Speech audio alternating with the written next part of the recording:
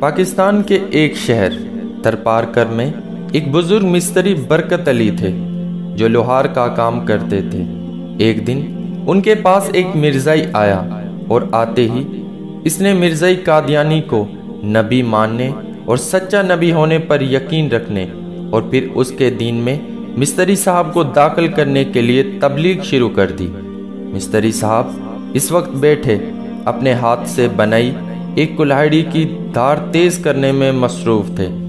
مرزائی جب تک بولتا رہا یہ کلاہڑی کی دھار تیز کرنے میں مصروف رہے۔ جب دھار خوب تیز ہو گئی تو یکدم اٹھے اور کلاہڑی کو اس مرزائی کی گردن پر رکھ دیا اور کہا، کہو مرزائی قادیانی بے ایمان اور جھوٹا تھا اور ایسا ویسا تھا۔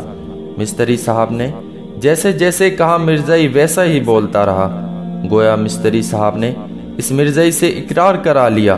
جب مستری صاحب مطمئن ہو گئے تو وہی کلاہڑی اس مرزائی کے ہاتھوں میں تھما کر کہنے لگا، اب کلاہڑی میری گردن پر رکھو اور مجھ سے کہو کہ حضور صلی اللہ علیہ وسلم کی شان میں گستاخی کروں۔